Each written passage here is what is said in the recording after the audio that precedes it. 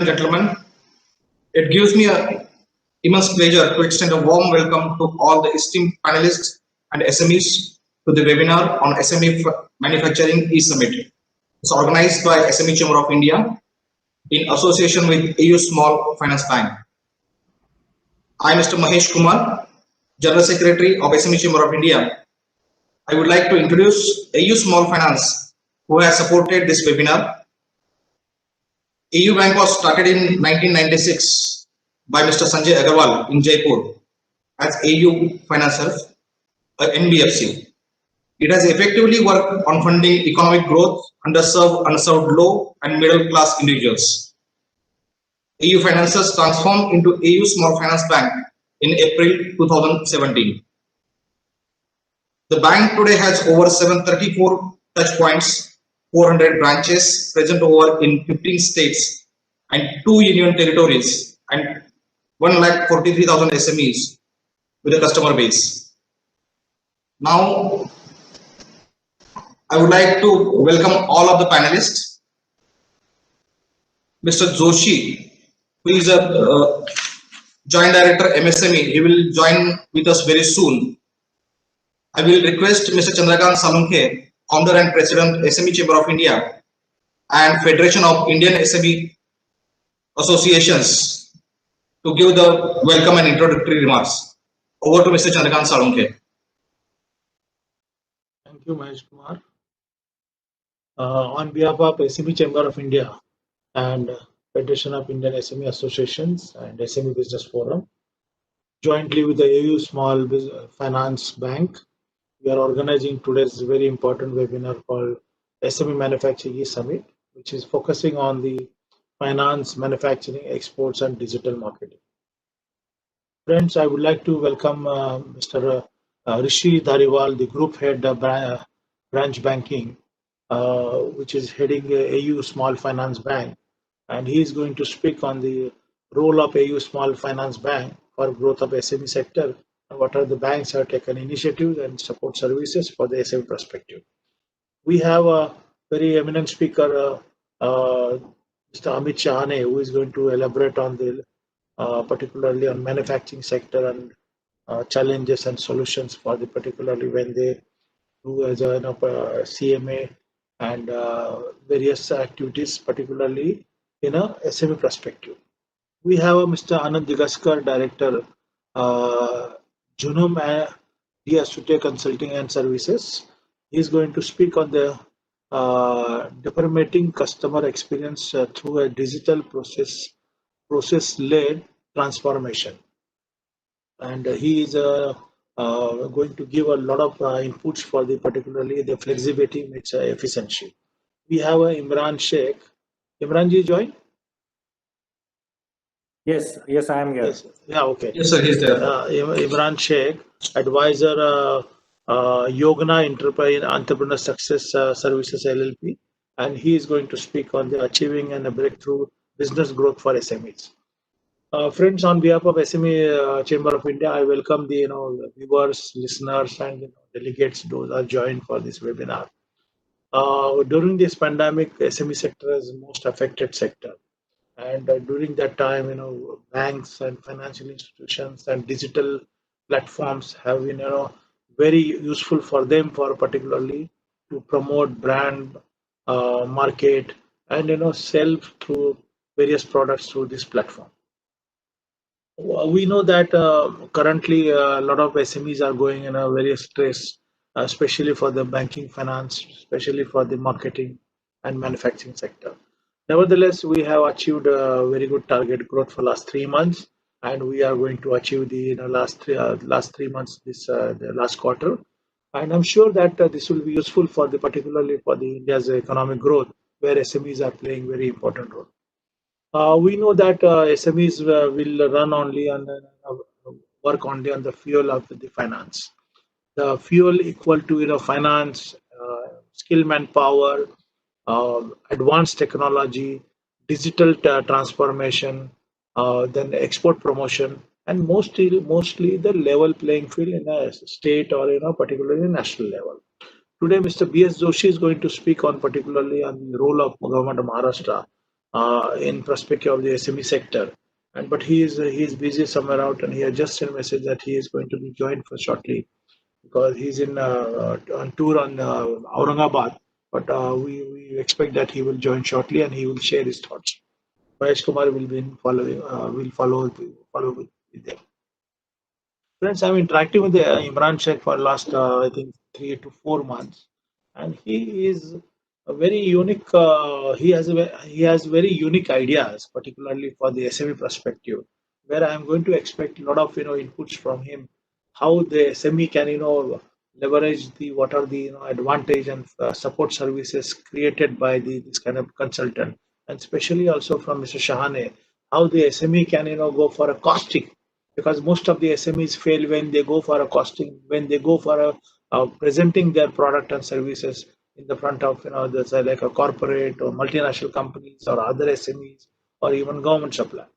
Now, looking at point of the financial aspect is most important currently, and most of the all the banks and all the financial institutions are working very hard to put efforts to achieve the target goal, as well as to provide the level playing field for SME sector by adapting the financial products. So nevertheless, I would like to take the opportunity to invite Mr. Rishi Dhariwal to share his thoughts, particularly for the SME perspective. And I'm sure the AU Small Finance Bank is a very unique bank and playing very important from the rural area, from the urban area, and they are connecting with the SMEs from the not only just manufacturing but the service industry. So over to Mr. Rishi Dhariwalji, and I look forward to your thoughts on for the SME perspective. Floor is open for you. Yes, and all the speakers and audience for giving us the opportunity to present about our bank and also how we are looking at the MSME opportunity. And what I would want to highlight even before we talk about our bank is that the government and the Reserve Bank has been focused on actually ensuring that there is financial access to finance for MSMEs. And as a company, AU used to be AU Financiers, as what Salunke Saab said at the beginning of this conversation. And we were always focused on lending to MSMEs, especially in the Tier 3 and Tier 4 centers. And it was based on our, the Reserve Bank has been focused on actually ensuring access to finance for MSMEs, which is why you have the priority sector norms. And then the Reserve Bank decided to give these licenses for small finance bank. And our name has small finance because the very clear-cut purpose of giving out these licenses was that we should remain focused on lending to small businesses. So that is the very clear-cut reason for making these small finance banks.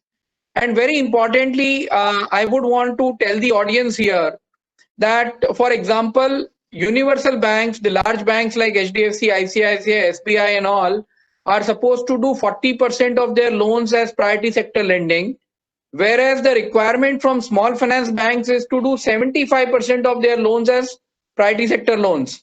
And you know that MSMEs are part of priority sector, so it is a very important segment for us to fund. And I can tell you, and the second condition that the Reserve Bank put when they gave out these licenses for MSMEs was that for small finance banks was that 50% of the loan book has to be less than 25 lakhs. So they wanted to ensure that the small ticket loans remain a focus for MSMEs, for the small finance banks, and which is why this condition was put. And from our perspective, I can tell you that our book is 85% is priority sector lending, largely focused on MSMEs, and against the requirement of 50% of loans less than 25 lakh rupees size, more than 60% of our book is in that category, and most of our lending is to MSMEs only. I'll briefly tell the audience about us as a bank, as what is being shown on the screen. And Mahesh ji, if you can take back to the first slide.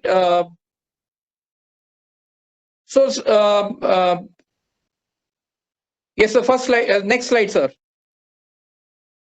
So we are, these are the data. We are largely present in West, North and Central India. We've recently started operations in East also, but our major presence is in West, North and Central India, and we have 386 bank branches and more than 700 touch points. So bank branches are essentially the branches from where customers can come and do a banking transaction with us. So that number is at 386. You can also see that we have more than 17,000 employees against our balance sheet size is at 44,000 crores as of 30th September 2020. And of course, the pandemic hit us also in terms of disbursements. And but I can say that over the last quarter or so, our disbursements have actually picked up. Sir, next slide, sir.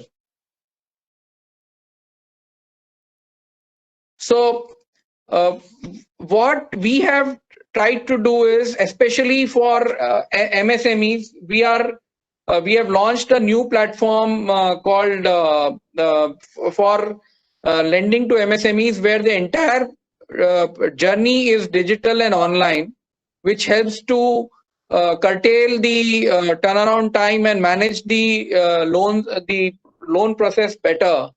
And very importantly here, what I can tell you is that on the branch banking side, for a proprietor, we can actually open an account within 1 or 2 days on the higher side. For limited companies also, we are able to open a bank account within 2 to 3 days, whereas and maximum 7 days, depending on the availability of the documentation. On the lending side, most importantly, that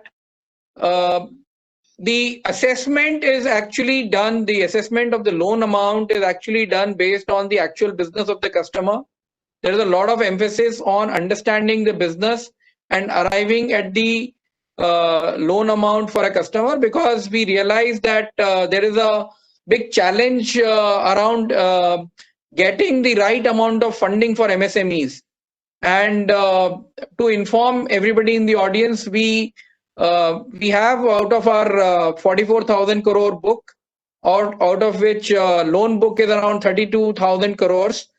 12,000 crores is lending to micro and small enterprises, and another 3,000 crore odd is lending to small enterprises.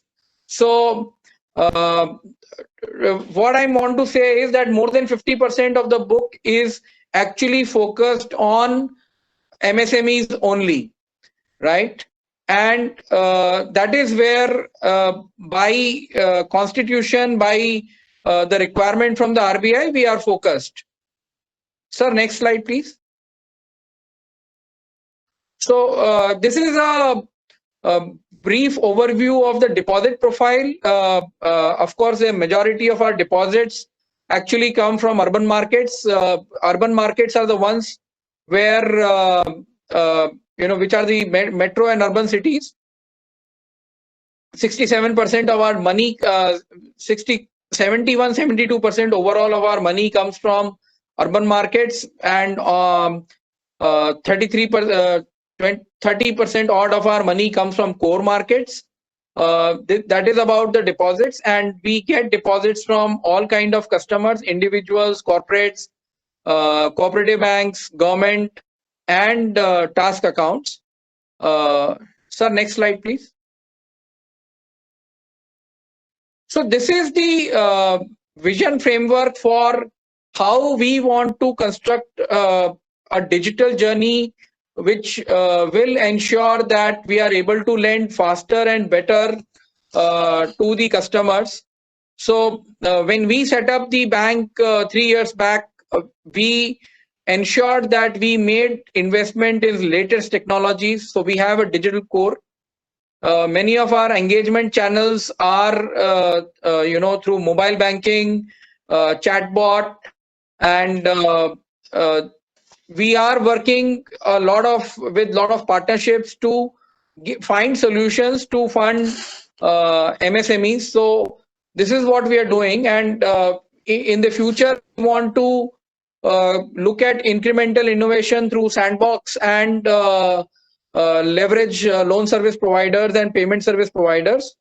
And disruptive innovation is what happens when you partner with think tanks. So we would want to partner with the SME chambers to figure out custom-made solutions for specific clusters, so that we are deeply embedded in the supply chains and we are able to address the specific needs of specific segments. And Amit ji just now before me, he was actually talking about the challenges that some of the MSMEs will face when, so for example, if there is a shift towards electric cars and electric vehicles, and that will have a very large impact on some of the auto component MSMEs.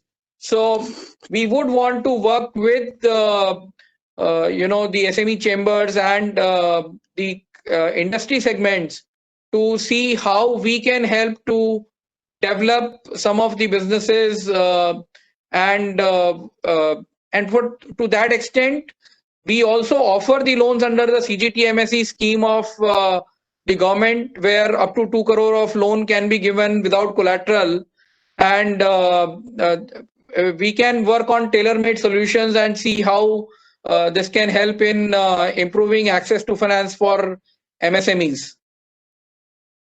So next slide, please.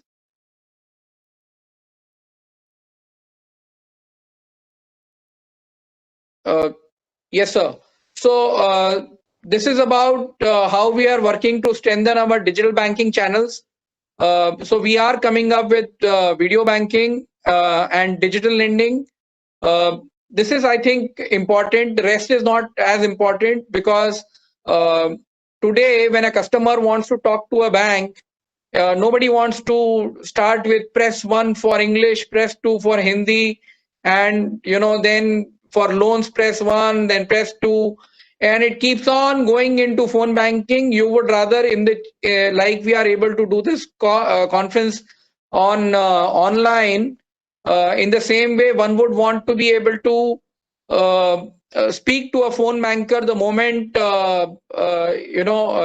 they have a query or requirement. And to that extent, we are actually setting up a 200-seater video banking center in Mumbai, so that a customer can speak to us. In fact, some of the on the MSME side, when many times a loan gets delayed because a senior person has to visit the customer, and for the personal discussion, that loan gets delayed. So today we are already using video banking and video calls to actually do the senior calls with the customers. So the local teams, which are already empowered to do underwriting as per the requirement of the specific market. In addition, if senior people need to do a call, then that can be done on video banking. And this is something that we are building into our digital technology, so that it helps to improve the turnaround time for lending to MSMEs. And this is, I think, from my own experience of the last 28 years in banking, I know that that availability of finance, the amount of finance and the timeline for availability of finance are both important and equal pain points for MSMEs. And we believe that to that extent, the pandemic has actually pushed banks automatically to move in a direction. The technology was probably always there. I mean, was there for the last 2 years or 3 years at least. Video calls were possible, but nobody thought that a personal discussion with an MSME could actually happen over a video call. But the pandemic has actually, in a way, forced us to work in that direction, and this is something that we are working on. we've already started implementing, and we'll take it forward much further. Next slide, sir. So here we are showing that as a bank, we are a full-fledged bank. A small finance bank in no way means that all the services of a bank are not available to you. In terms of account opening, we are the only bank in the country which can open a current account irrespective of the constitution, which means a proprietorship, partnership, or a limited company account using your Aadhaar and other private limited company credentials on the spot in a fully digital manner, and give you an account, in a very short time period. So same way, all the payment channels are live with us. The platforms that we use are live for us, and we have a corporate net banking platform also, where we are going to work with MSMEs to see how these platforms can be tailored to the requirement of small businesses. Honestly, because we realized that the existing platforms were made more for large corporates, and small businesses and small business owners can have different requirements from what requirements are there for corporate users, and this is something that we are working on. We have multiple channels for customer service. Chatbot is there, missed calls banking is there, toll-free number in any case is taken for granted. We of course have investment and saving solutions for the small business owners to be able to invest their money wisely. And on the commercial side, we are working especially with traders for QR codes, payment gateways. So these kind of solutions also we are able to provide. Next slide, sir. So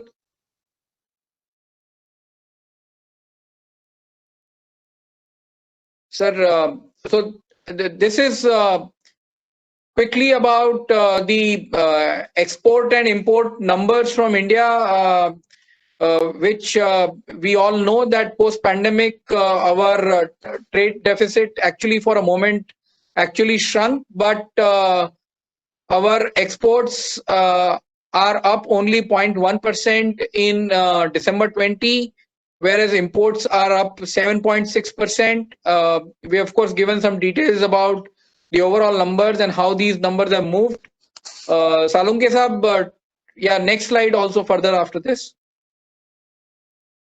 So the point is, but we do what we can tell you from what we observe on the ground. The number of inquiries from small businesses and has actually gone up. We see a trend that some amount of manufacturing is actually shifting from China to India, and the production link PLI incentives from the government is actually going to fuel the movement of a lot of manufacturing to India in a way. How this gets executed is something that we'll need to see as we go forward. But personally, we believe that a lot of businesses will move to India, and this is going to be a big opportunity for MSMEs to really look up. We understand that all MSMEs have gone through a lot of stress, but clearly there has been rigorous monitoring from the government as well as regulator about the lending being done under ECLGS, and we as a bank have been very proactive in actually working with our customers to provide the necessary lending under ECLGS. And we believe, and even our collection numbers in terms of delinquency, we can tell you that, and it is a very pleasant fact that a large number of our micro and small enterprises are actually paying us their EMIs despite the stress that they have gone through, and which is a testimony to the fact that small businesses are actually good repayment masters, and this is which only gives us more confidence that the segment that we are catering to is the right segment, and we should be able to increase our business over here. Next slide, sir. So this is about trade and forex at AU Bank. We cater to all kinds of requirements for trade and foreign exchange for small businesses. The complete suite of products is available. It is only that we so bank guarantees, letters of credit, inland bill discounting, inward and outward remittances, you name it, we are able to address these requirements. And we have teams, most of the places we have local decision making, which allows us to give out a decent amount of credit at the local level. It is not that your file will be stuck at a remote, regional office or a head office and that kind of thing. We are, despite being a small bank or an NBFC earlier, whatever business we have been able to do, it is also because we are able to service our customers in a much faster turnaround time than the traditional banks and NBFCs. And this is where we are able to set benchmarks. If you read the slide, we have also said that Express FD-backed BG is issued within maximum 2 hours. So this is something that we've started now, because for tenders and contracts, a lot of customers need an urgent BG, and since it is 100% backed by deposit, we have said that why can't we issue that within 2 hours itself? They're 100% collateralized, and then also if a customer has to wait, then it is not correct on behalf of the bank. And this is something that we have sort of worked on, and we are guaranteeing that within 2 hours we will be able to issue bank guarantees to customers. Next slide, sir. So what we are saying is that we are offering a complete suite of products and offerings to MSMEs. Our FX margins are competitive. We have dedicated trade RMs to ensure that your transactions are carried out on time. The BG commission rates are competitive. FD rates are much higher because of since we are a new bank and we are able to lend at better rates than the large banks due to our presence in tier 3 and tier 4 markets. Express FD-backed BG we just now spoke about, and transactions are done on scanned documents, which ensures that we are able to process the documents on time. So these are the services that we are providing to the MSME sector, and more than happy to work further with SME chambers to figure out solutions for specific segments, and work with set an example for the industry to ensure that the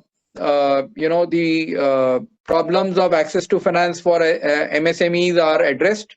In fact, we made significant contributions to the RBI committee for MSMEs. Last year, they had released a report on that, and this is something which is, being a small bank, it is a core area for us where we want to work closely with industry associations and government, and we will be happy to work closely and collaborate on the same. So this is from our side, sir.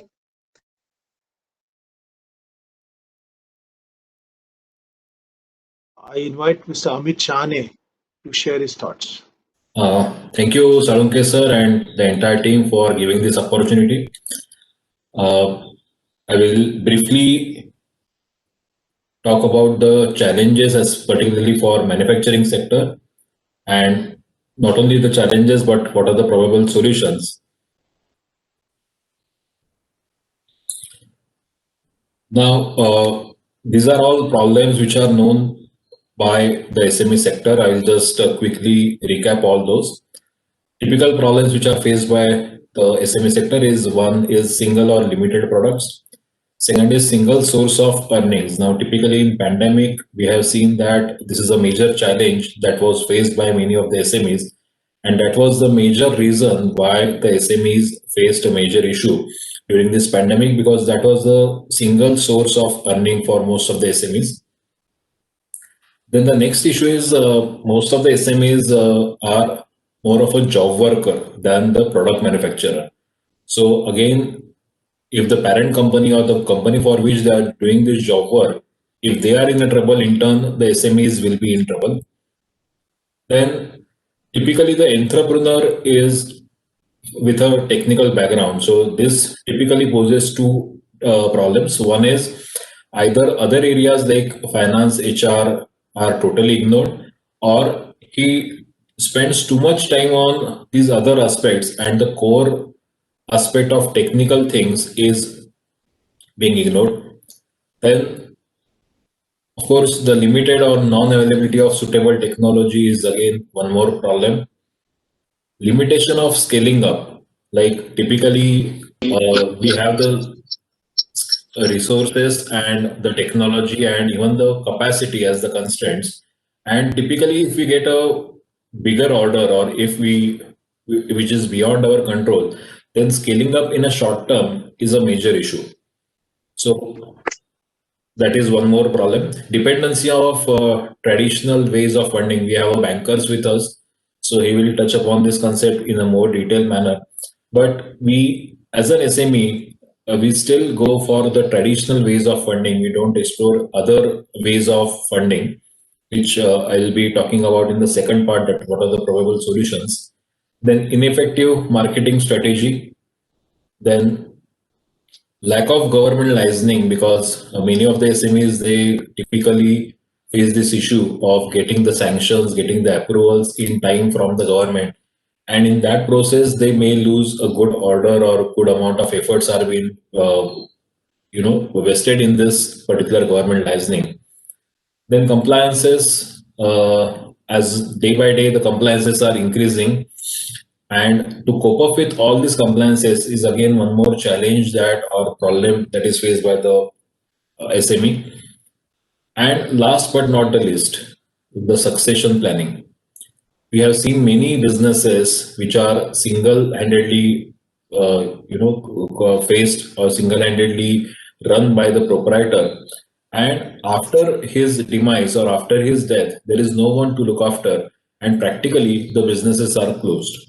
So rather than closing down the business, if the succession planning is done at a proper place or at a proper stage, then it will be useful for SMEs. Now, let's move to the second part, that is, what are the solutions to all these problems? So the first and foremost is to tie up with startups, because as you are aware that most of the startups, they have very good idea, but they don't have the suitable infrastructure to actually implement this idea. So in this case, SMEs can be a better option. Then diversification in different businesses, the one which I mentioned, that during this pandemic, since most of the people were dependent on the single product, they faced a lot of challenges. Of course, change in technology also is one of the factors. So just to give one example, one of our clients was into brake level indicator oil.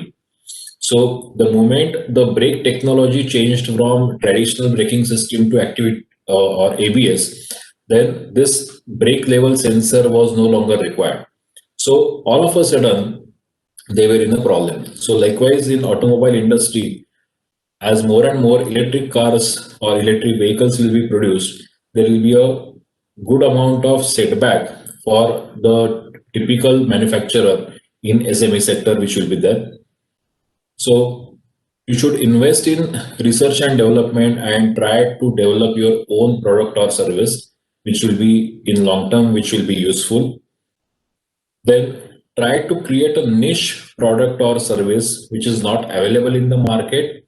And of course, since there is a lot of resistance of China products, so if you can manufacture good products which can compete with the China product with, of course, a suitable pricing, then obviously it will give you an advantage.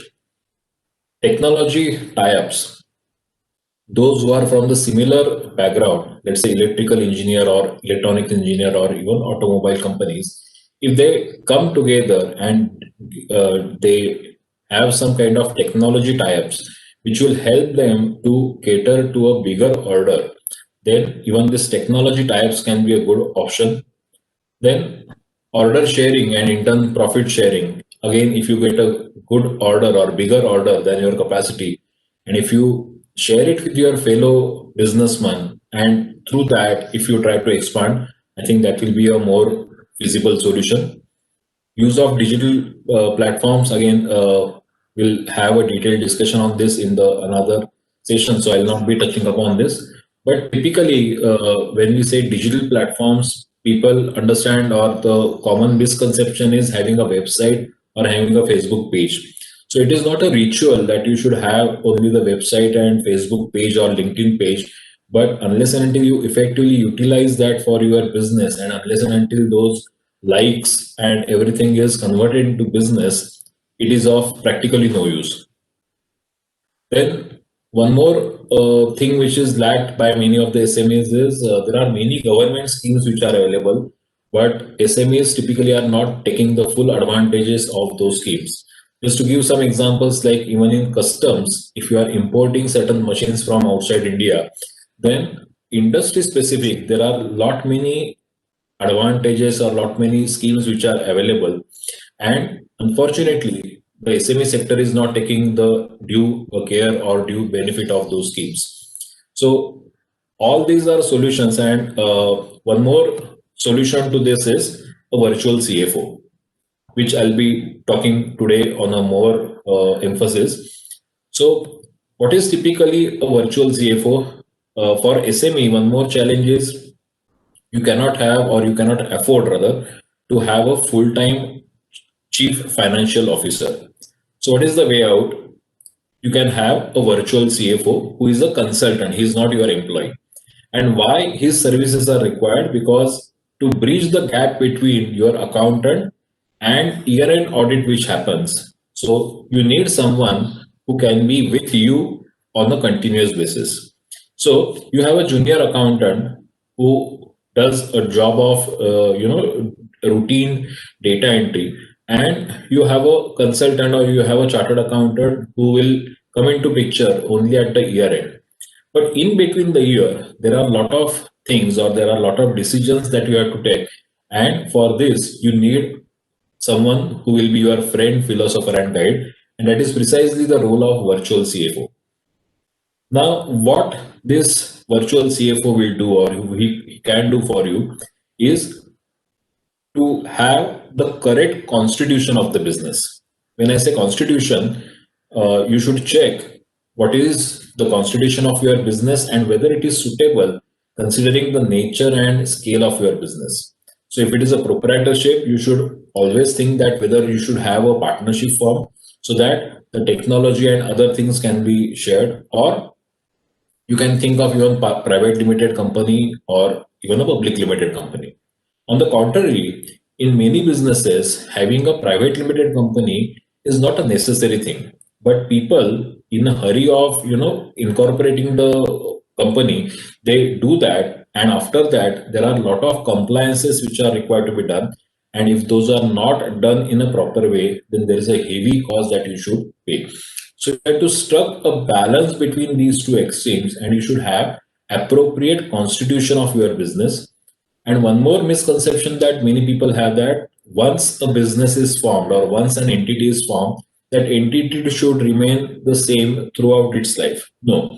If you start with a proprietorship and virtually, once you grow, and if you think that now you should grow and you should have a private limited company, you should do that.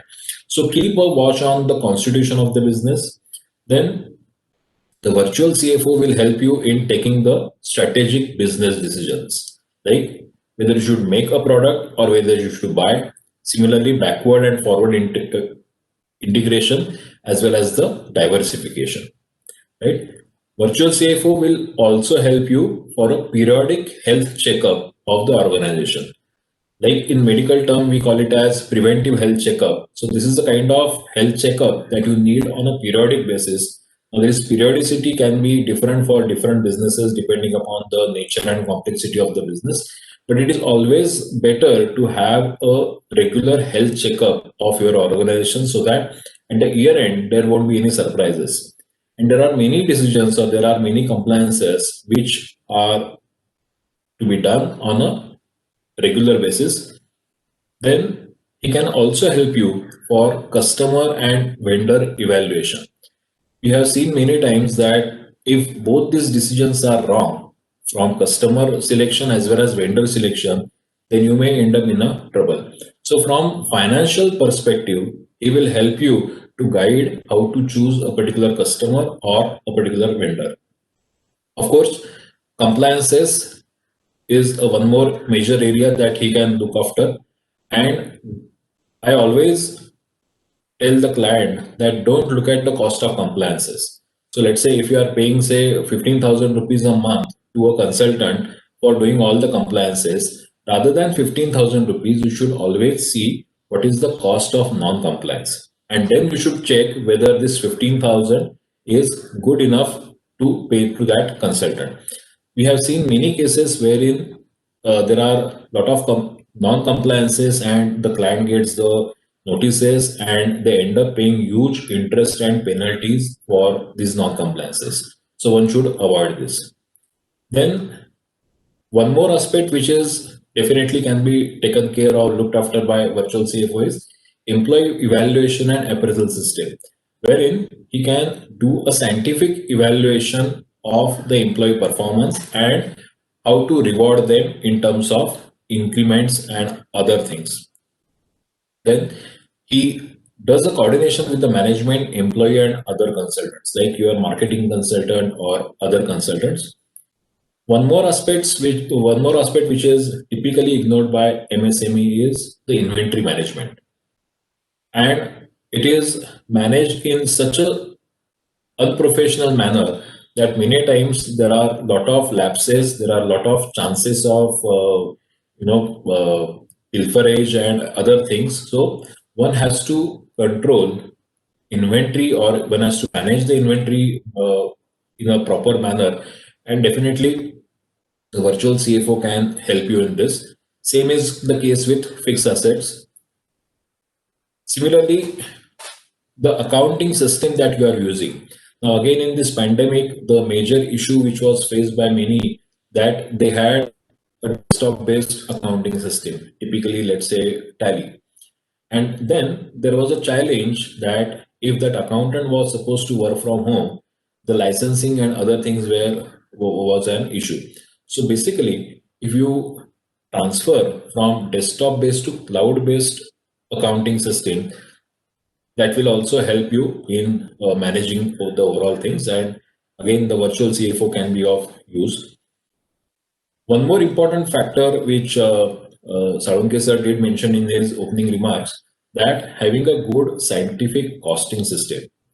Now, I have seen many businesses, typically SMEs, who run the costing system on a thumb rule rather than going into the scientific method or scientifically evaluating the costing system.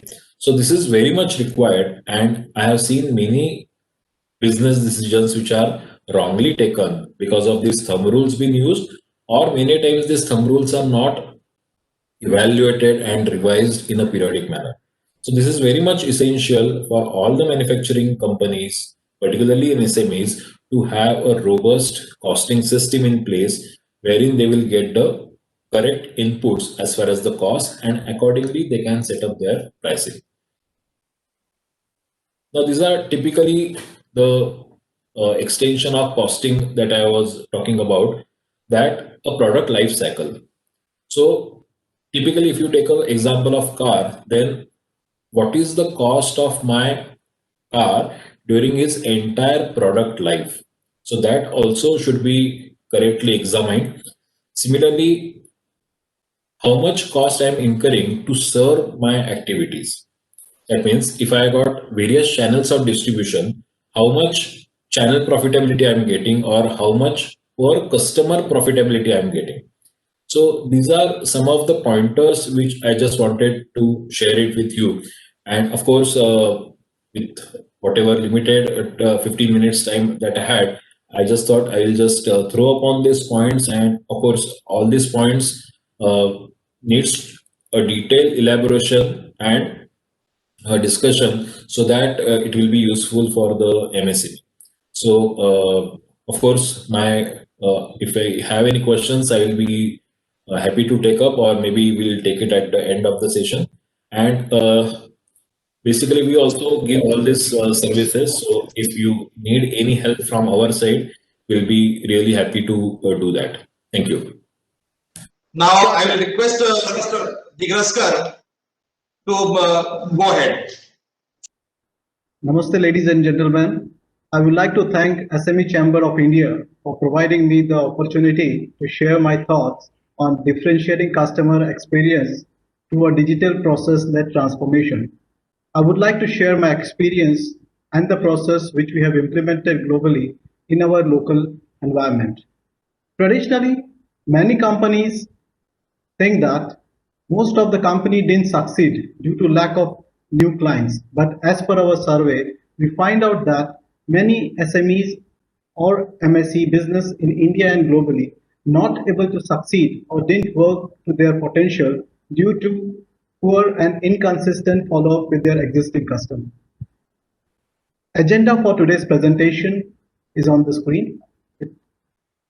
First, we'll discuss on the customer objective, omni-channel, customer case study. Here I like to highlight multiple case study out here to get the perfect idea about what omni-channel is all about and how we can incorporate in our day-to-day business activity.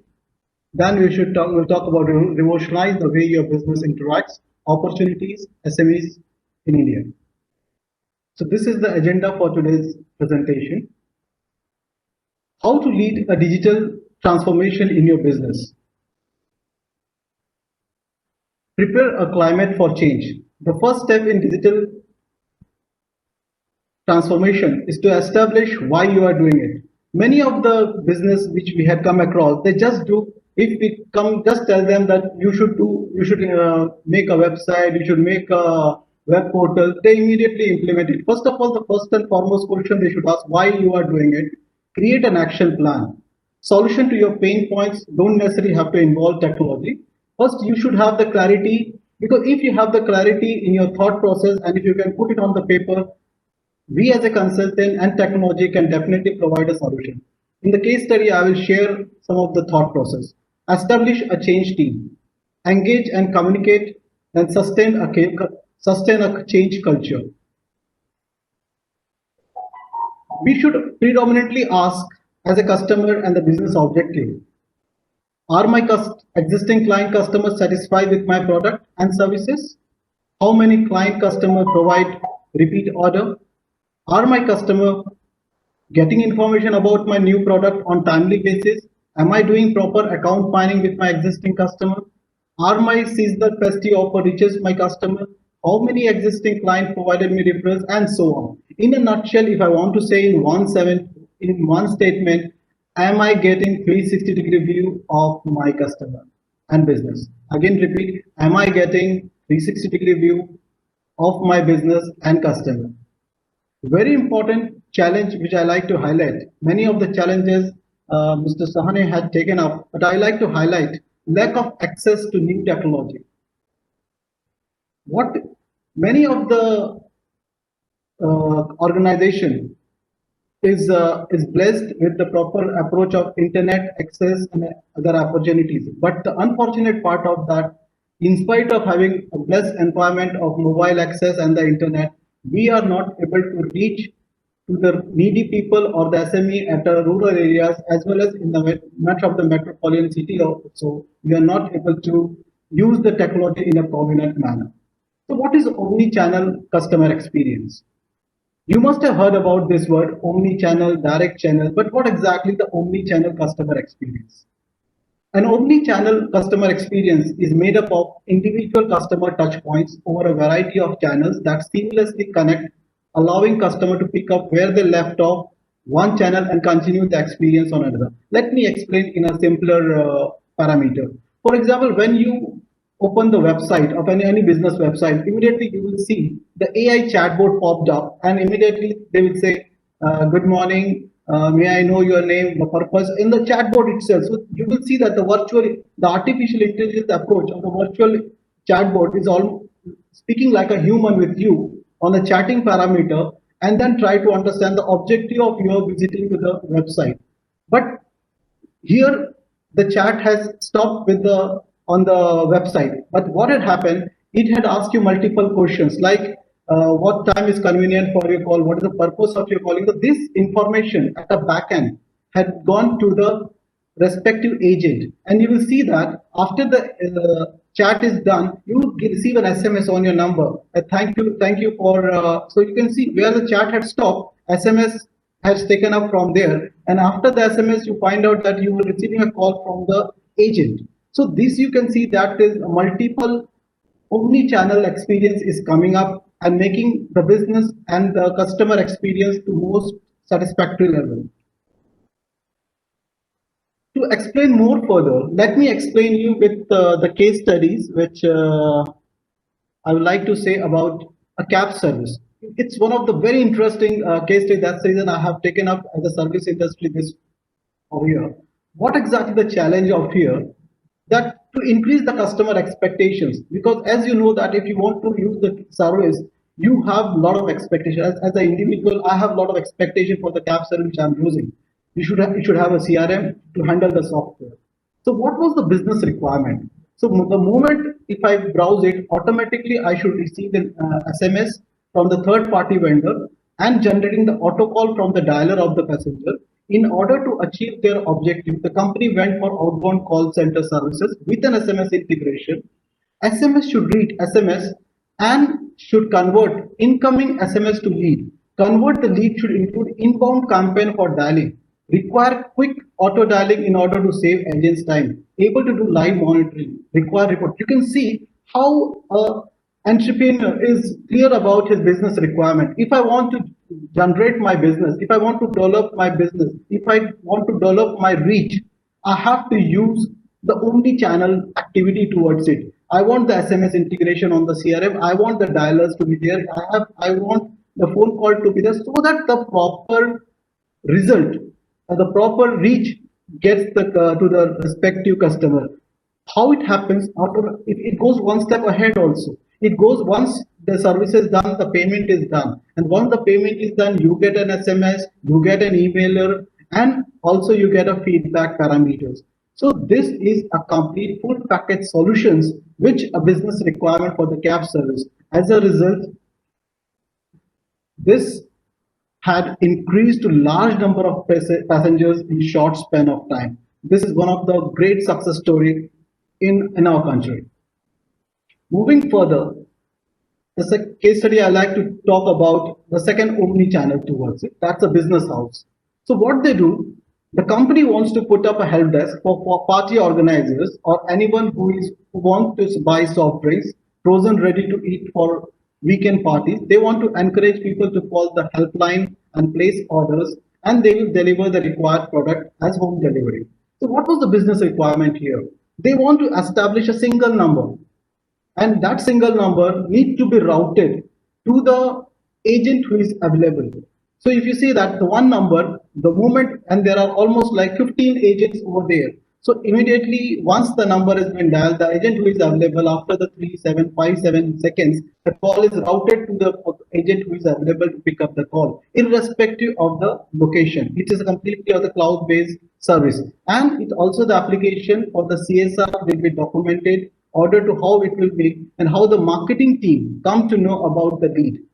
You can see objective of every business requirement is to expand their reach and to generate good business. And this technology, this workflow created to this respect, how the closed loop or the outbound call be made to the customer to reconfirm the order. You can see here, again here multiple channels are there. The DID which has been set, the DID, once the DID is been set, it has been published to the multiple agent, and the person who is calling for the services, he immediately get the response on his phone line. For example, if the office hours is working from 9 to 6, what about the call, which is called after 6 o'clock? Call lost is business lost, as we say in the business terminology. So those 6 o'clock later call also, there they can be auto response system so that the inquiry is not lost and it will be reaches to the respective agent, and within a short span of time, the lead reaches to the respective available marketing team and they will call to the respective customer and immediately he will speak with the things and then reconfirm the order, and also the advance bill payment will be done, and SMS integration is done with the CRM. So SMS is been sent to the customer about his order and for the payment confirmation. As a result, the company had started with one city, and within a span of 7 months, they had grown to almost 9 metro cities in the country. Talking to further industry, manufacturing, marketing, and supply. The company is a manufacturing, marketing, and supply globally health supplement and feed supplement with an extensive range inclusive of enzymes, vitamins, herbs, booster, and many more that is booming in today's 24 health conscious world. The objective is to sell goods online by setting up end-to-end e-commerce application and omni-channel CCS tools. So what had happened here, we have set up a complete platform for this organization, and what had gone further towards, when the inquiry is being generated, the inquiry number, first of all, it has given you the multiple reach, then after that it reaches to your catalog, it will reach to the multiple customer. The moment the call there, the inquiry has been generated, then once the inquiry is generated, the customer receives the inquiry number, and also once the inquiry number, the quotation has been sent by the respective help desk and the team, and after that the purchase order has been raised, then all the transaction of the sales process has been done, and all the channel here, the multiple omni channel had been used of whether it is an SMS platform or it is a web chat or it is a chat boards or it is a multiple online payment transaction. As in the previous approach, there people want to make through your QR code, the payment integration via the payment gateway. So this has made multiple reach also. And the other aspect towards the secondary phase is digital marketing platform. This is also a very interesting topic, and in future definitely we get an opportunity, we'll interact on this digital marketing platform. It's a huge talk about the search engine optimization approach. The result of this case study happened that the company expanded. It's a span of just 6 to 7 months time. The company has reached to almost like 10 times to their customer base, and the business growth has gone to 2.5 times. So you have to see what the technology had gone to. If you know with your business requirement, if you are clear with your approach. So key application of the omni-channel in manufacturing also includes increasing end-to-end visibility in material availability. However, many companies overlook ways to improve manufacturer warehouse relationship. Thus, they are unable to push operational beyond logistics, reliability to supply, reports taking logistics. So benefits for customer, for enterprise. You can see that once you implement those omni-channel approach, you find out that business and customer growth happens to the great extent. Customer satisfaction with timely reach and regular reach. Know your customer, client, customer, then complete control over the process through centralized handling of process, centralized allocation of leads, various MIS reports. When you talk about various MIS reports, it talks about multiple agent report, process report, performance report, queue performance report, hourly report, predictive report, review report, outbound report. So these all aspects has been taken care properly in this solutions. So in this approach, if I have to say that after implementing the omni-channel to my system, now I can say that I am getting 360-degree view of my customer and business.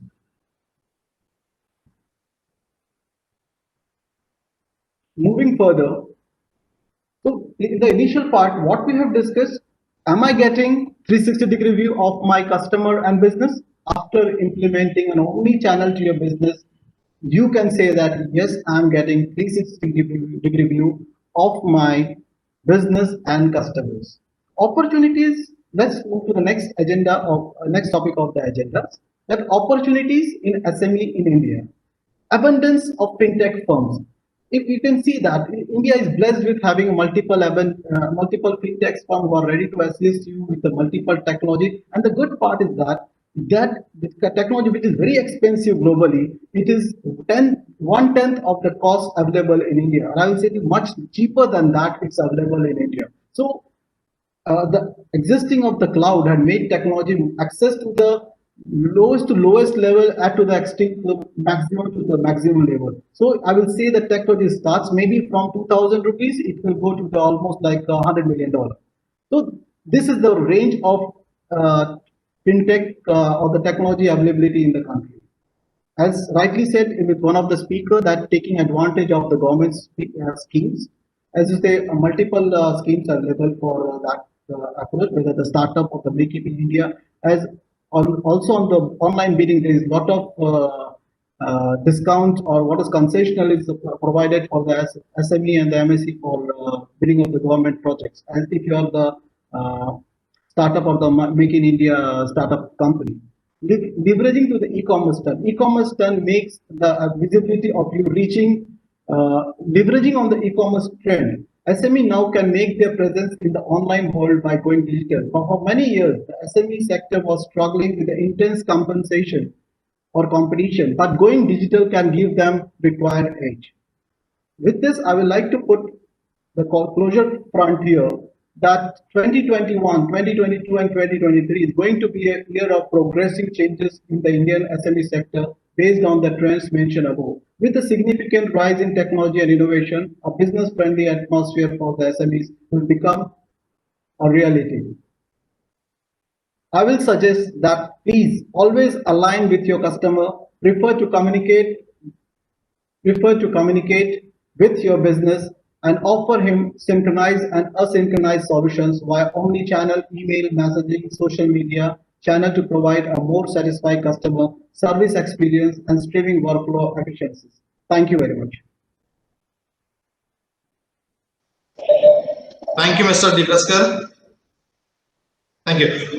Moving ahead, I will invite Mr. Imran Sheikh, who is the advisor for Resultant Yagna Enterprises, Yagna Entrepreneurs Success Service LLP, to share his views on achieving breakthrough business growth for the SMEs. Over to Mr. Imran Sheikh. Yeah, very good afternoon to you all, and a big thank you to Mr. Chandrakal Salunke and the entire team of SME Chamber of Commerce. A good afternoon and a big thank you to all the participants too for taking out the time. And I will take you through my company's core work. Our company's name is Yagna Entrepreneur Success Services LLP. So we basically are a business management consulting company, and we help manufacturing companies to grow and improve their operations and profits significantly. Now, when I say significantly, that means not incremental, but substantial jump in their operational performance and financial performance. Financial performance in terms of the throughput, the profitability, and the free cash. So today, I would like to share some insights on how SMEs can achieve breakthrough business growth. So now, all the participating companies who are right now on this platform and all the other companies have one goal, major goal, is to make more money now and in the future. Because once we have the money, then everything else can be taken care of. So the sole goal of the company is to make more money now and in the future, irrespective of the segment where the company operates into. Now, many of you can relate to most of these undesirable effects, like if you are from a manufacturing organization, you will understand that quite many times you face that the current capacity is not enough to fulfill the demand. Then your sales are not growing, your profits and profitability is not growing. Cash flow is very poor, the customer deliveries are getting delayed every time. Then there is a huge pile of inventories lying in the factories, in the warehouses, and the production people are always busy with changing the production priorities. The customers are changing their schedules, and in turn, technology upgradation is not happening. The new customer requires new products and they are not getting delivered in time. So, what are all these? These are all the symptoms actually. So, once an organization, the top management, the promoter, or the directors face these issues, this is the current reality, which organizations get affected because of this reality. And then they frantically, to improve the situation, they try to add more products, they try to add more customers, they try to establish more plants, they invest in new machineries. However, the situation doesn't improve. The top line goes up, but the profits never grow, and the debt keeps on piling up. So there is always a cash flow pressure, and once the cash flow pressure is there, the supplier payments are delayed. The supplier payments, if the supplier's payment get delayed, then there is material is not available to purchase, because and the suppliers will not supply. Then there will be a shortage of the inventories. Somewhere there will be a surplus of the inventories. So money will get blocked, and the receivables will also not come in, and then there will be a pressure on the working capital. So the promoters or the directors or the top management always face such kind of vicious cycle because of the symptoms.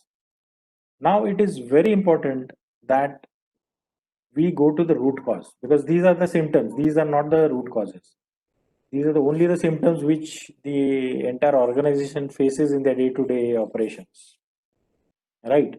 So what is the way out?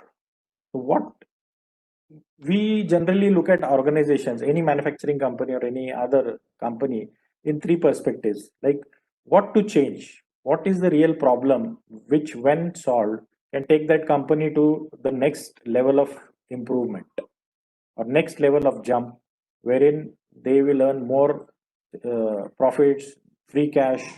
So, and then second is what to change to, what is the direction of the solution. When implemented, what solutions can give the company more leverage in terms of their sales growing higher, the profits growing higher, the free cash getting generated. And the third element, which we say that it is the most important, is to how to cause the change, because this is very, very important from a SME perspective. How to cause, how to implement the change, and how to see the results, because the results is what matters. And we don't call ourselves as consultants, we call ourselves as resultants at Yagna. And this is our sole objective, to help the Indian entrepreneurs to grow their businesses and to flourish year on year as a sustainable business.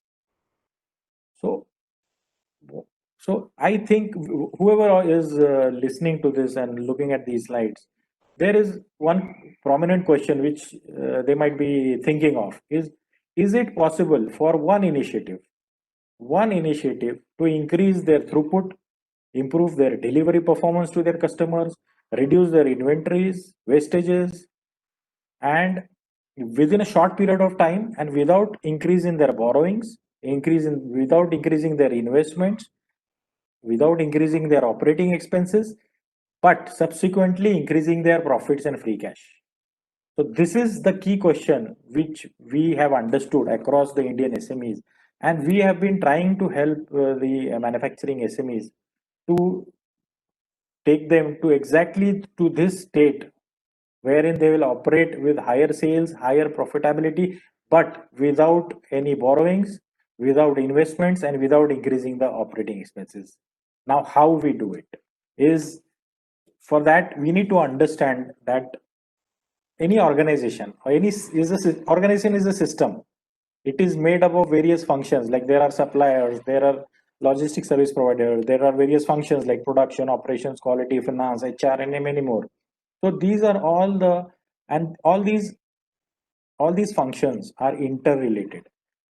So this, in any system, these functions are interrelated. So we need to find a leverage point.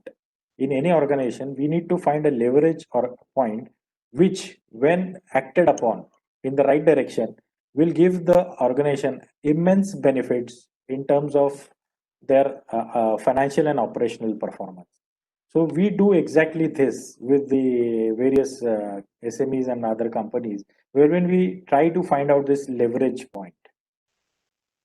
So it is very important to understand that focus and flow is the leverage area for improving the wealth of the SME. Focusing on the leverage area and improving the flow will help our SMEs to flourish, because once they flourish, then everything digitization they can do, they can bring in the best of the technologies, they can hire the best of the talent.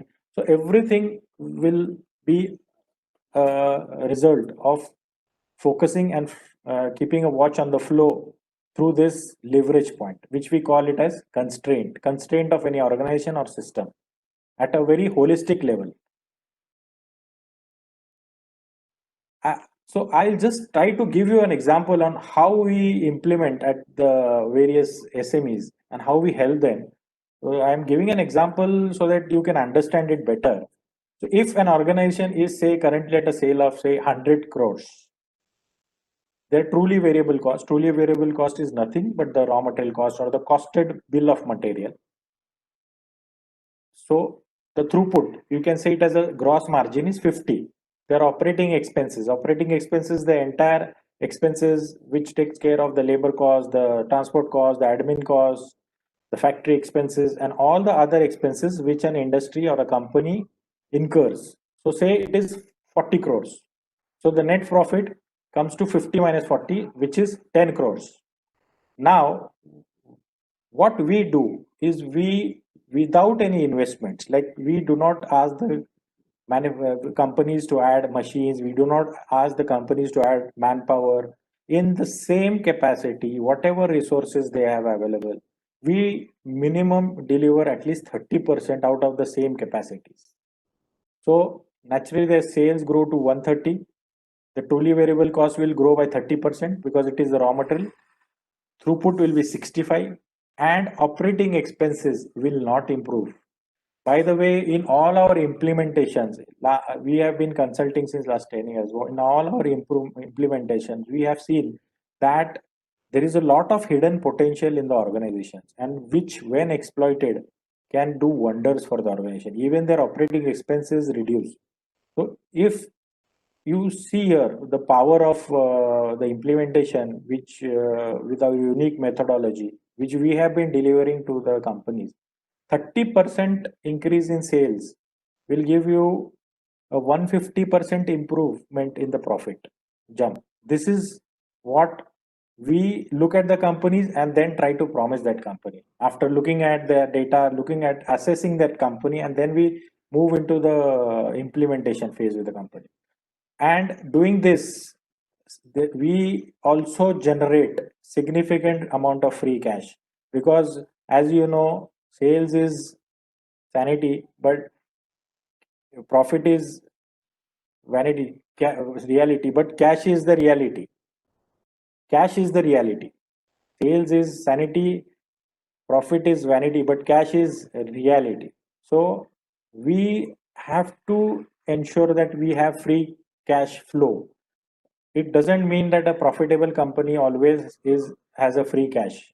So it is very important that along with profitability, the company should also generate free cash.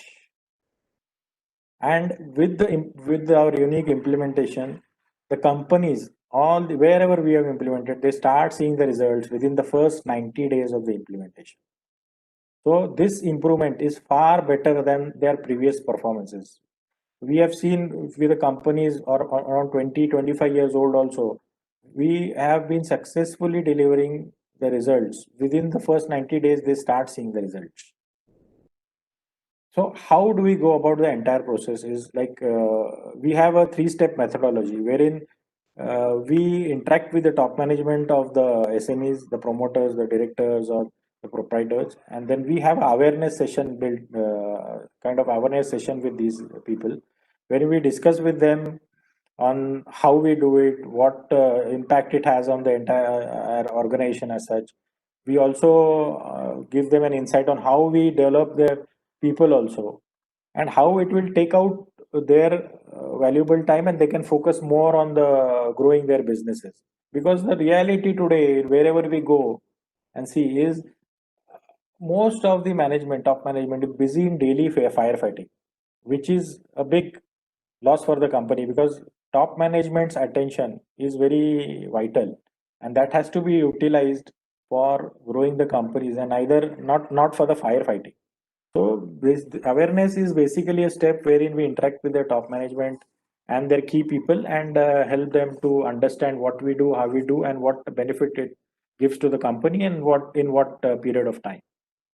Then once we have this awareness session, when the management is gives us a go ahead for assessment, assessment is a process wherein we visit their plants, manufacturing sites, we understand their operations, we understand their finances, balance sheets, their cash flows, their various business flows, we interact with their people, we even visit a few of their key clients, understand take the first hand information from them, we try to understand from their suppliers. And assessment is a 360-degree and a holistic way of Yagna to look into the client organization, because whatever the organization faces are all symptoms. So we try to go to the root cause. Symptoms are just being seen, but we need to go below these symptoms and really find out the root cause. And then after the assessment, we propose a direction of solution to the management on what exactly needs to be done. And we don't do 100 things. We only do three things which will help their organization to, number one, improve their sales, improve their deliveries, reduce their inventories, improve their throughput, and improve their profitability and cash flow. And of course, the overall people performance also. So assessment process is a deep dive process, and then after the assessment, we discuss the business case with the management, and if they are okay, we go into a full-fledged implementation with that SME company on the adoption, wherein we handhold the people, SME people, where handhold in the sense literally our resultants spend time with the management employees, work with them on the shop floors, work with them in the finance, HR, with the suppliers, and help this SME organization to reach a state wherein they improve their sales, profits, and cash flow. So these are few of the results which we have delivered in very less period of time. Like deliveries, we improve more than 90% deliveries are improved. Inventories are reduced minimum by 30%. The operating expenses are reduced. The delivery performance to the customers. Then this is Miranda Tools, one of the precision tools manufacturers. Here also we have reduced inventory, reduced the lead time. Means this is a company which is into printing machine manufacturer, and he was when we met him, he approached us to look into the improvement aspect. He was not growing, he was stagnant at 25 crores of sale for 3 years. So he called us, and then when we went and assessed his organization, we found that he was about to invest around 5 to 6 crores for expansion in machines and plant.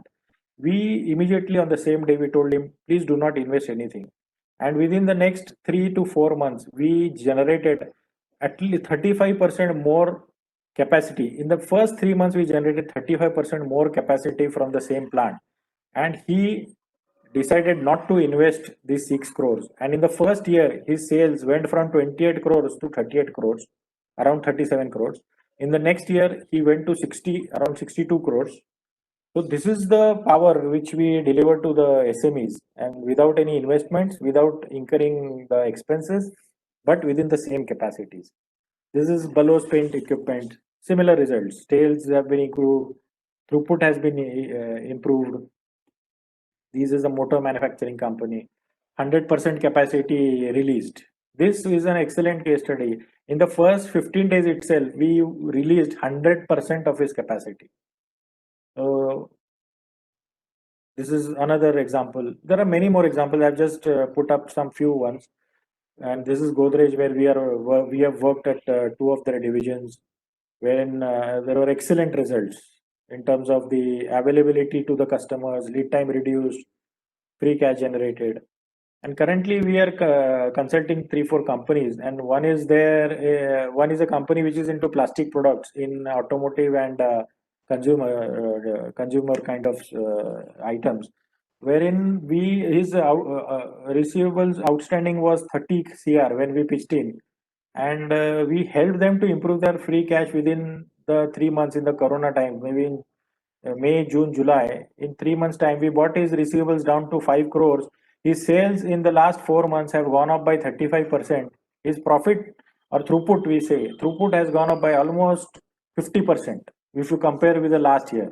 So in spite of all these challenges posed by the pandemic, we have been helping because we believe in one system that there is inherent simplicity and inherent potential which every organization carries.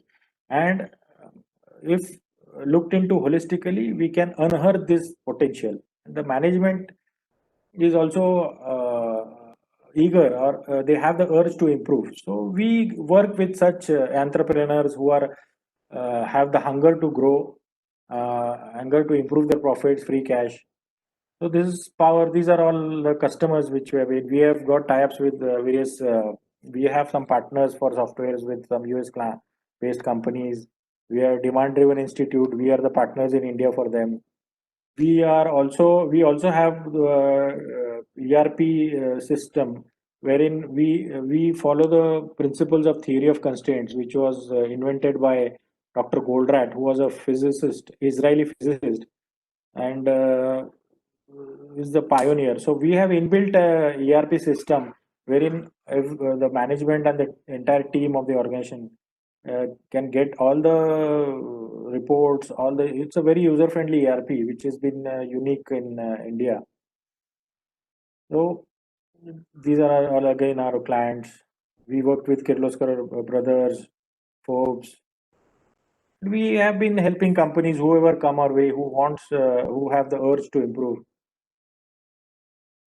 So I would encourage you all, if you are inspired, even if you have any sort of challenges, because we want our Indian companies, Indian SMEs primarily, to move up the ladder, because that's where, because if you see, more than 50% of the GDP is generated by the SMEs, and we want our SMEs to improve.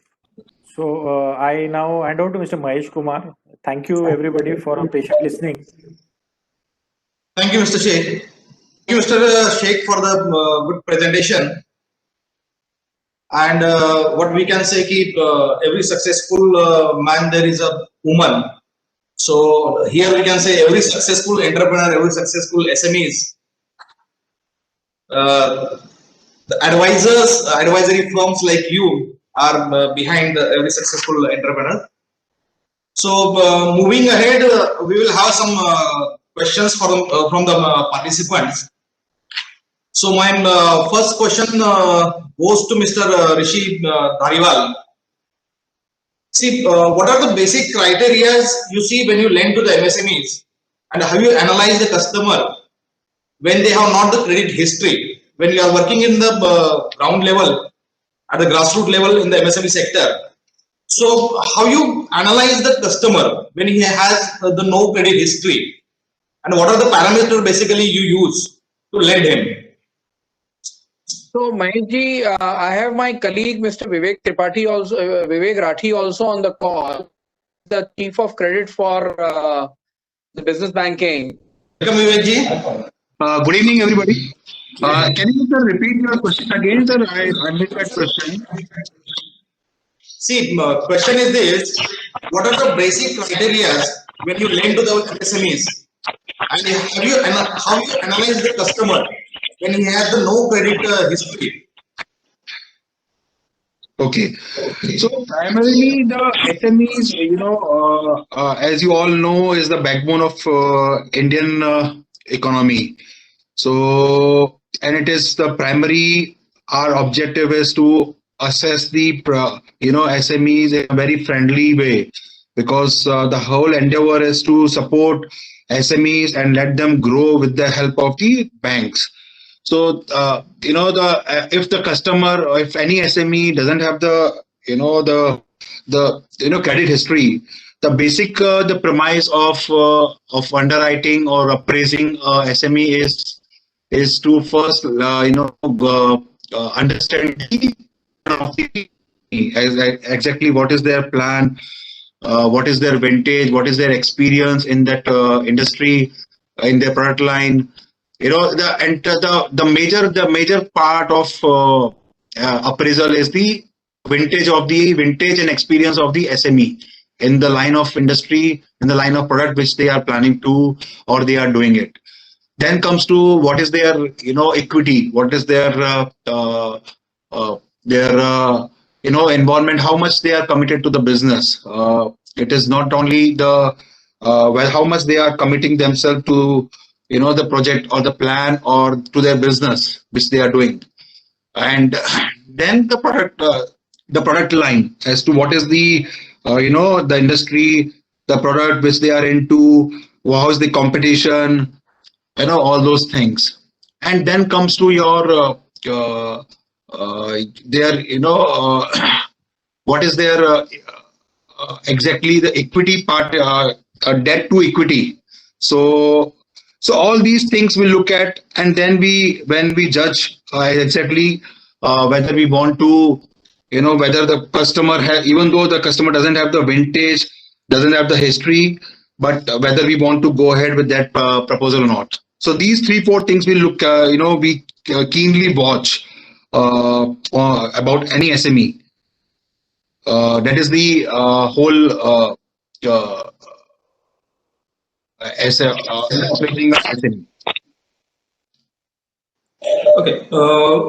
In your presentation, you talk about the collateral-free loans and you talk about the startups. So, is there any product for the startups to have some sort of a seed capital kind of a thing we can provide to some customers?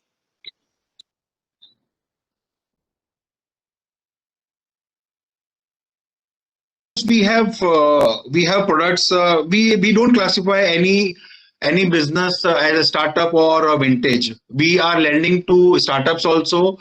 So basically, we have two kind of funding. One which is collateral backed funding, and second is credit guarantee scheme, which is SIDBI, which is sponsored by SIDBI. So we have both the loans. We have collateral back in case the SME is having any kind of collateral, for example, his self-occupied residential property or commercial property or their factory, industry, whatever they have. And second, in case they don't have that, then obviously we can look at funding in guarantee scheme of the government. So these two basically we look at for funding ways of funding the SME. Again, one question somebody has asked here. See, when you are working in the tier 2, tier 3 cities, so what is the toughest challenge for the financing? How you overcome that? And is there any case study where? Hello? Exactly, you are asking us? In tier 2 and tier 3? See, when you are working in the tier 2, tier 3 cities, what do you see the toughest challenge to lend? How you overcome that? And is there any case studies for the same? See, then if it comes to our AU Small Finance Bank, I would say we are largely focused in small tier 2, tier 3 rural segment.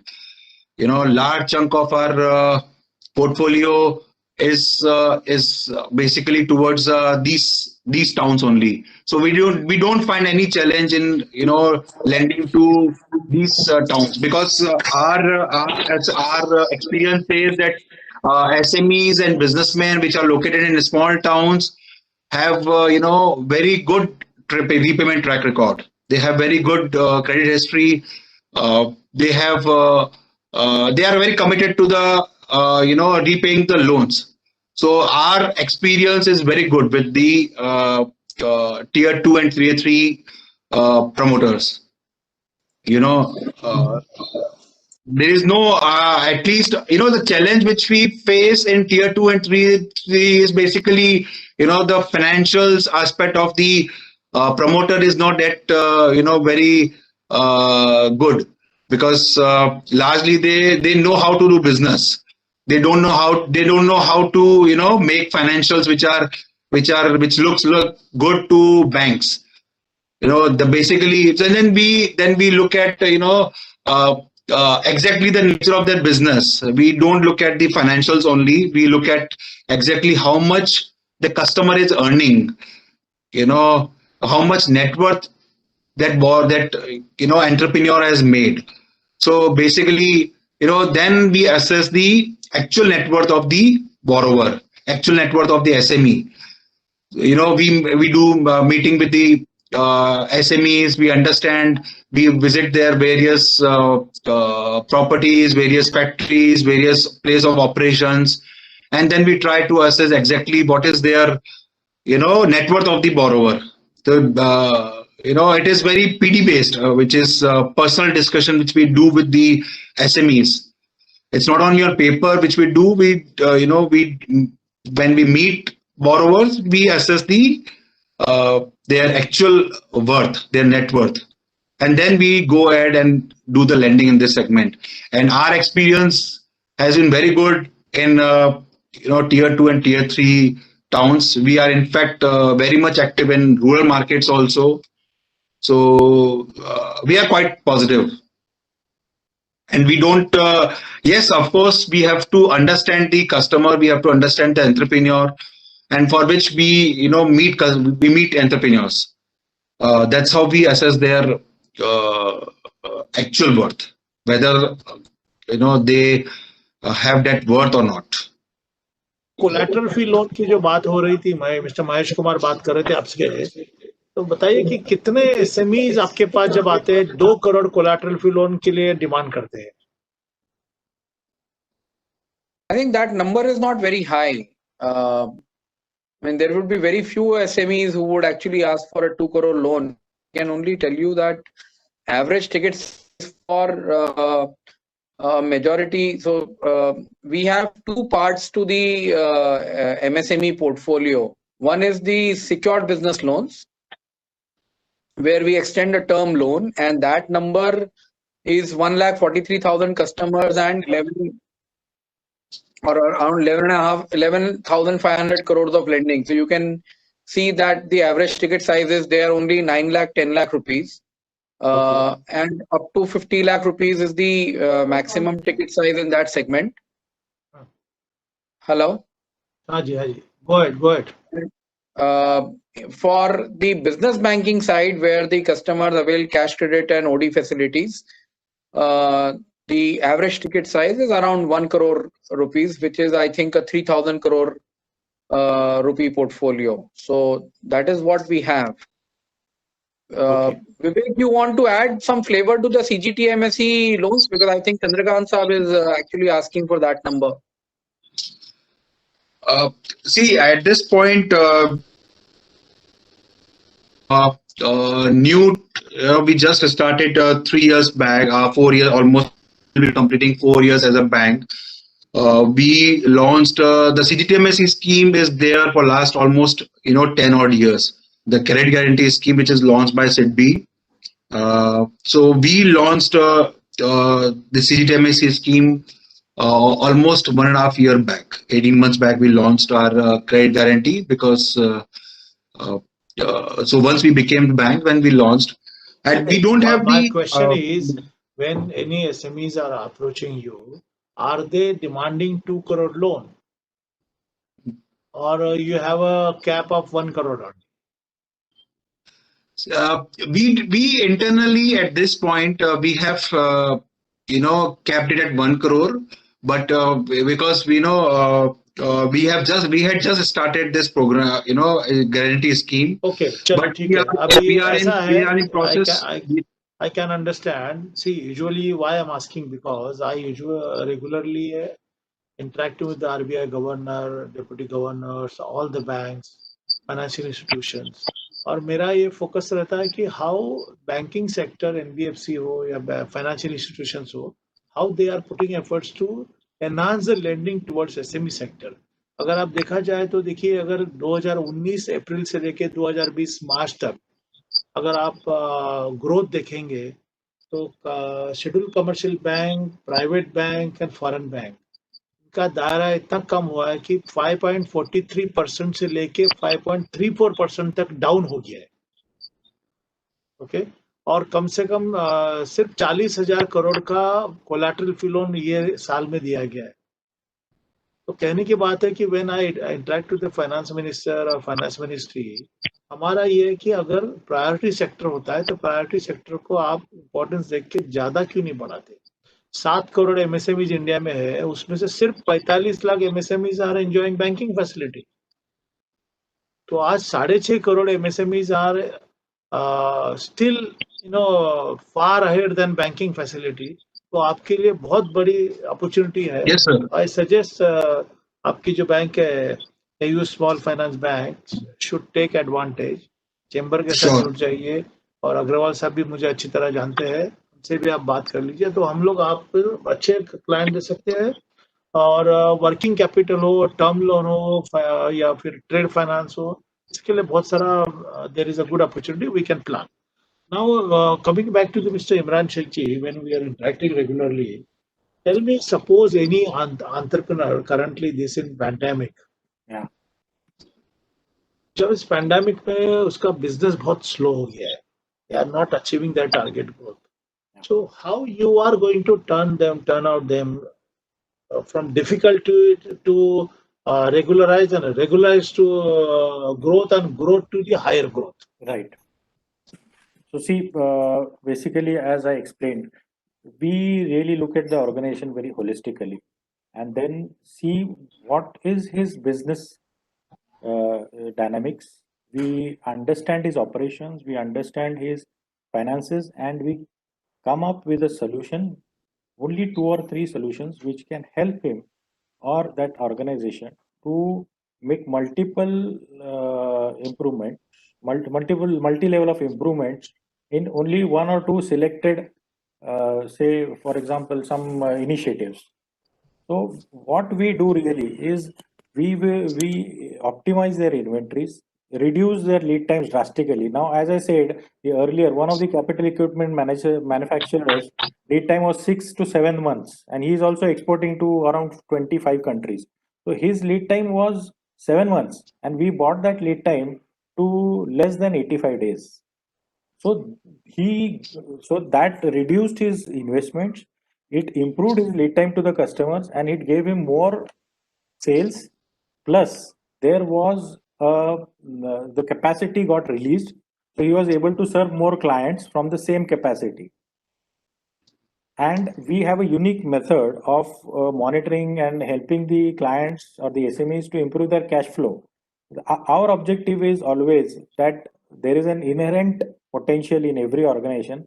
Just the promoter or the directors or the top management has to change their view, change their lens at looking at the organization. That is where we help them, and we handhold them and unearth the entire potential.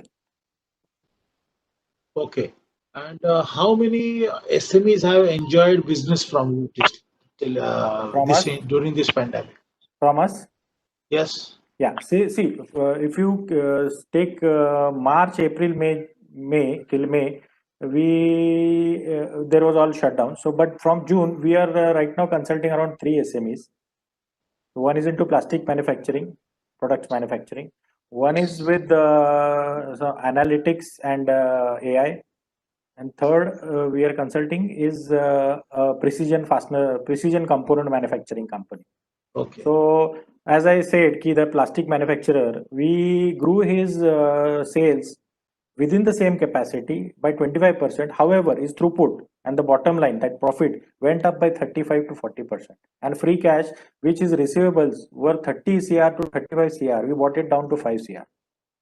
So his pressure on the working capital released. His money in the bank, because money in the bank is a function of the throughput. That is how fast you sell. So we improved his lead time. We revealed his capacity. So no investments. His machines are around 1 crore worth. So we need not invest. So this is the power which we bring into the SMEs. Okay. Same setup, deliver at least 30%. In the first 90 days, the owner will start seeing the results. Okay. ऋषि जी, आप भी थोड़ा मेरा एक सवाल है, common सवाल है सभी के लिए, तो I want an answer from all of you. Not answer, Yes, comments. We can say, I cannot insist you to give answer, but in the comments. See, sir. usually during this pandemic or during the difficult time, SMEs are looking for a transformation or a revival stage or a survive stage or a unique concept adoption and do some development. So as a banker, what is your comments? As a businessman, Anand Digashkar, your thoughts, and Amit ji, as a CMA, how you are identifying or how you are looking at the loopholes or the lacking amongst SMEs. So one by one you can answer after Rishi ji, then Anand ji, and then Amit, and then Vivek ji. Finally, you can put some effort, and Imran ji, you can give inputs that how SME will utilize the new ideas and new concept to come out from this difficulty. Yeah, This is the first you. Yeah, so thank you, Chandrakant ji. And so as I had said at the beginning during my presentation also, we fully understand the challenges that all businesses have faced, and this is not of the making of the businesses. And therefore, when the government came out with the ECLGS scheme, we have offered that to our customers because we realize and we understand fully that we will have to work with the customers to actually overcome this situation. This is not a business decision, or it is not, any situation where the business has actually not done well and, they are expecting us to support. You are actually having a global pandemic situation, and it is I think worldwide, all bankers and financiers are expected to support businesses to revive them. And we are actually working and doing that actually. And my own belief, as I had said earlier also, in terms of going forward, we believe that a lot of opportunities are coming to India. And we are getting proposals for funding, and those are also being supported by us because we clearly see that there is a lot of opportunity for SMEs in the days to come.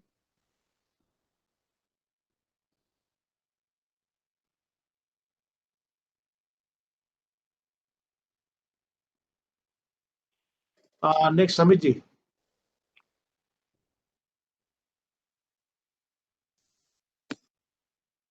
So what we realized, and even the SMEs realized during this pandemic, is they need a hand-holding. Like it is not only a consultancy, but actually we should go on the field and we should help them out to come out of this situation.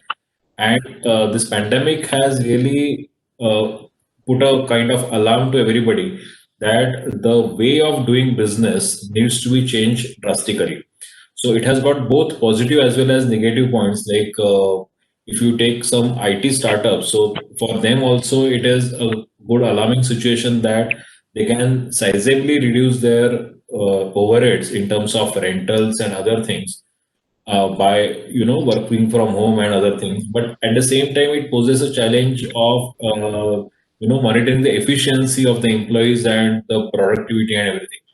So pandemic has really given a alarming situation to all the SMEs, and they should really think of, and they are in fact doing this thing, and they are thinking of doing the things differently and to cope up with the competition and significantly reducing their cost to be competitive in the market. And as I said, the hand holding is something which is really required to come out of this situation.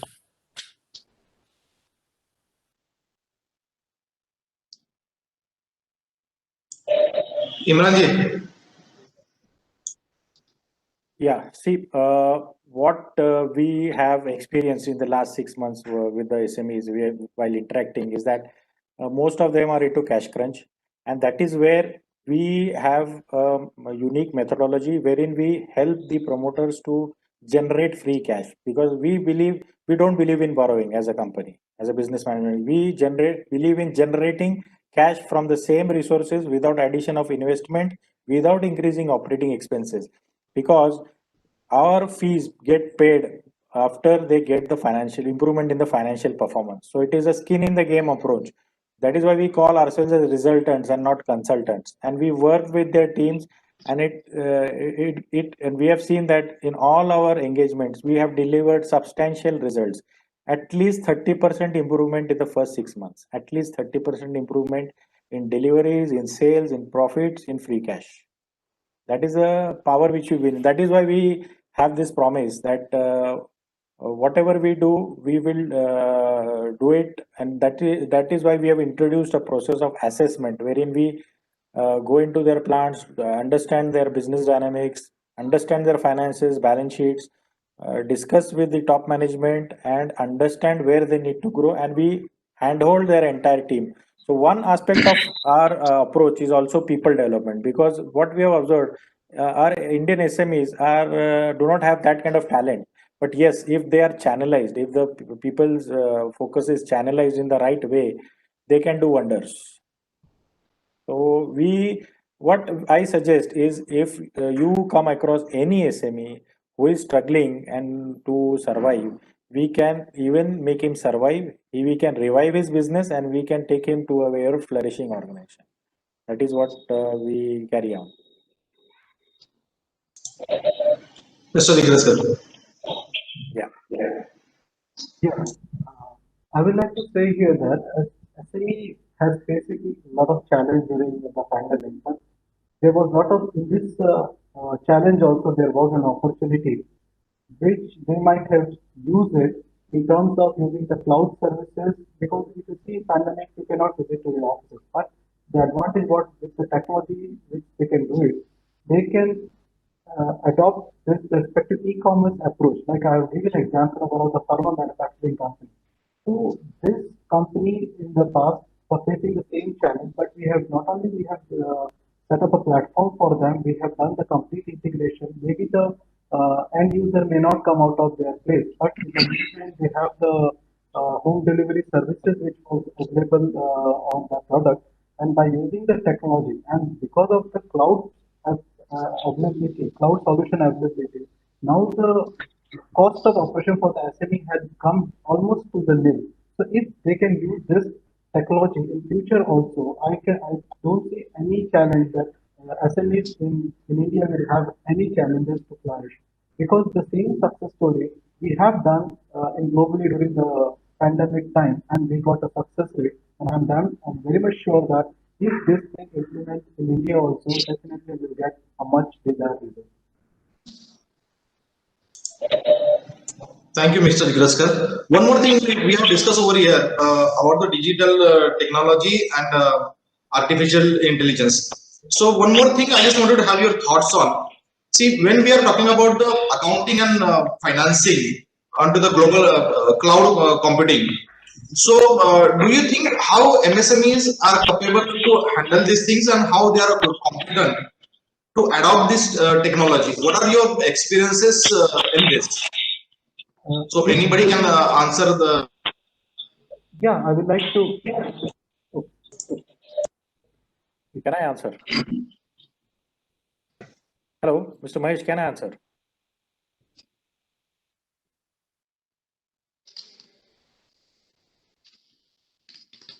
Hello. Yes, go ahead, please. Can answer, yes. See, now frankly speaking, AI and analytics is still in the nascent stage, even in abroad. So what our SMEs need today and in the next 1 year is to channelize their team, to channelize their organizations to generate more throughput from the same investment, same operating expenses, same set of people. Then once they survive and they stabilize, then slowly they will also generate the free cash, and that will help them to implement the digitization in the operations business and also go into the AI mode. So right now, if they want to implement AI, they need to first generate free cash. Profits is vanity, but free cash is reality. So that is what where we need to focus first. Because AI and all is okay, but basics are more important. Basics are for a sustaining business year on year. Basics of the industry dynamics is very important. And once they generate money, then AI and all can be implemented. Yes, Mr. Digaskar. Yeah, here I'd like to say, let me give the global AI fintech sales in 2019. It was almost like 6.67 billion US dollars, and it was projected in 2025 to almost like approximately more than 20 billion US dollars. So this shows that if we become a part of that particular success story, definitely we can take a larger chunk from it. And the cloud services for the accounting is also available. And if you can always take the license, you don't have to purchase the huge and heavy software for that. So you can just take one of the licenses and start using them. And it is available on the, for example, in the pandemic time, one of the presenter was also sharing up that if you're using a Tally in his the pirated copy in at home, it will be wrong. So what he can do, he can use some accounting software license version on cloud. So from where he can operate or where he will store the information, it is like a license version for everything. So we have to start moving more towards OpEx to the apart from the CapEx. Yes, CapEx where it's necessary can be adapted, but yes, we should start working towards cloud and the OpEx theory.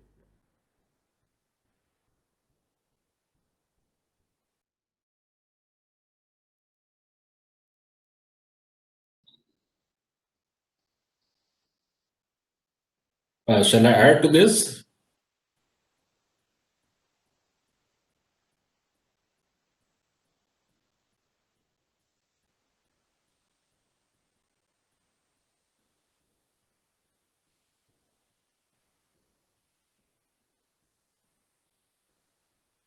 Okay, I think robotics and artificial intelligence is something that we cannot ignore because the customers that we are catering to will be, say, bigger companies, and they would obviously implement at their end all this state of the art technology.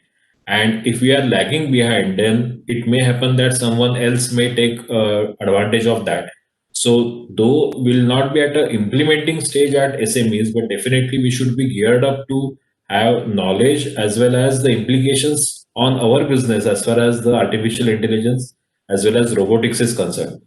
Just to give one small example, like with the help of robotics nowadays, even the invoice booking, everything is automized. So whenever there is a new vendor registration, you will be asked to give you a sample of your invoice, and everything will be in a machine readable form.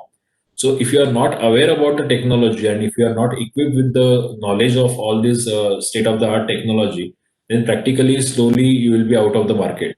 So though not at implementable stage, but at least at the information stage, you should be updated about all these new technologies. Okay.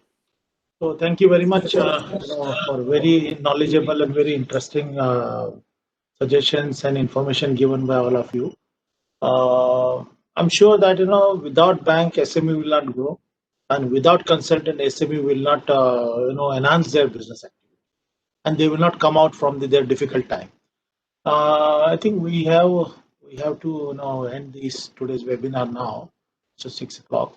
But I want to suggest all the speakers today, rather Mr. Rishi Dhariwalji, Vivek Rathiji.